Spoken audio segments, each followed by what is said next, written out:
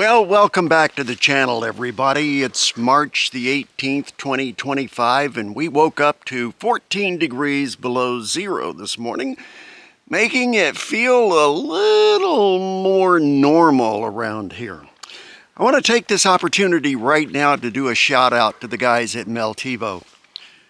They did not ask me to do this, and they are not sponsoring this video, but back late fall last year, they asked if I would do a product evaluation on their jacket, their heated jacket.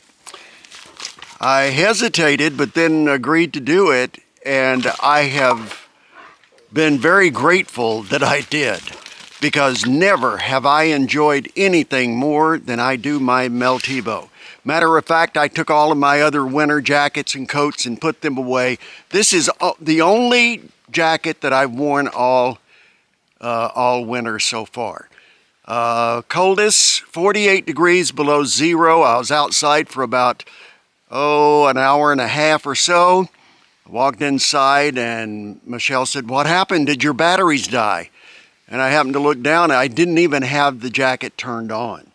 So later that day, I did use the heating function of the jacket, and though I wasn't hot, I was very comfortable. The only thing that actually got cold were my hands, because I was wearing my Carhartt 40 below gloves that are good at 40 above, but it gets colder than that and they do not work. But if you would like to know more, go to meltivo.com. You see the address here. And if you decide to order, use use our code, our promo code, Alaska20, all capital letters, one word, just like you see it here. And they'll give you a good discount. So, meltivo.com. Let's get into this episode.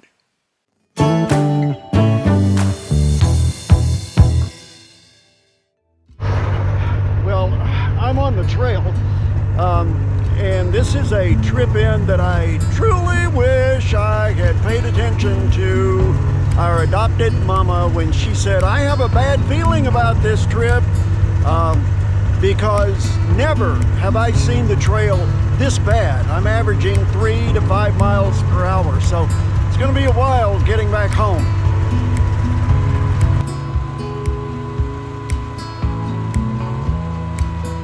The problem here is not with the snow machine. It's the sleds that I'm pulling behind me. As they go over a hump, they literally launch into the air.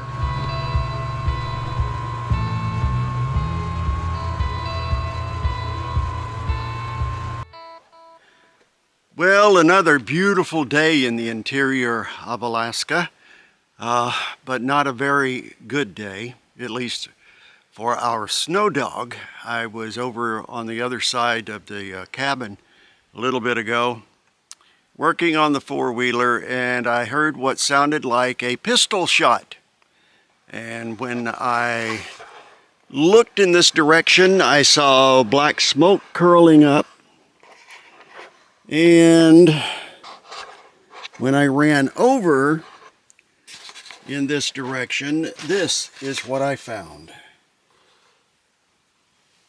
This control had actually shorted out. It had exploded, and it was on fire with flames licking the bottom of the gas tank here.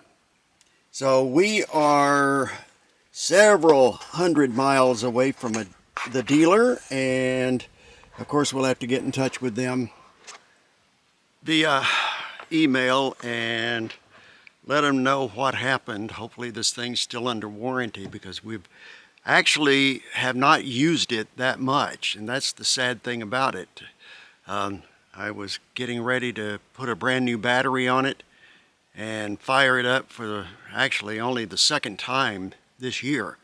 But these are things to consider when you consider moving into the bush. Well, we have a beautiful Tuesday going on today with clear skies and sunshine, and a little chilly, around 0 degrees Fahrenheit, if there is such a thing. it's zero, it's nothing, right? But anyway, got an outdoor project that I've got going. I am building chicken nest boxes, and going to build 2 of these. I understand Michelle has like a dozen chickens ordered, and we'll be getting those later on in the spring, so I've got to have all of this done, and the chicken coop done, and the chicken pen. All of that's going behind me here, so I'll be showing you the progress on that as we go along.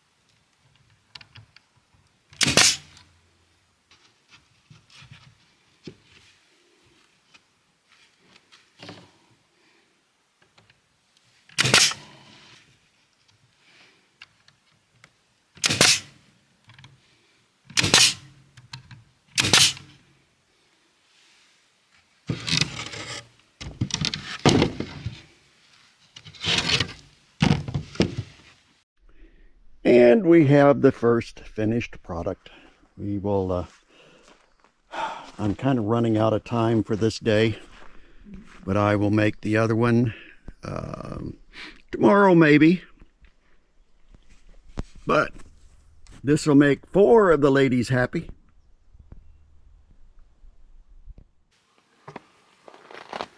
And one of the other projects happening today is the top for this sled.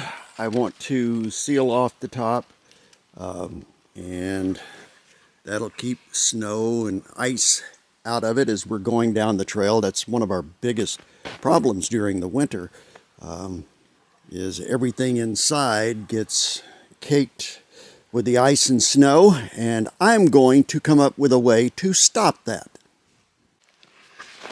And one of the other things that some folks had asked me to go over was how I did solar. Solar technically is not complicated. What we did, we went on Prime and we ordered Renogy 100 watt panels. And if you say, oh, that's awfully low to the ground, no, that's awfully low to the snow level. The ground is 3.5 feet further down.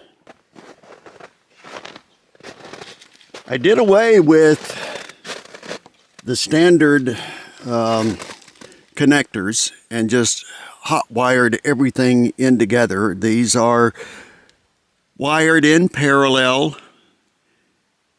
to kind of keep the wattage load down on the controller. And you don't have to buy special wiring or anything like that. Extension cords work, and they work quite well.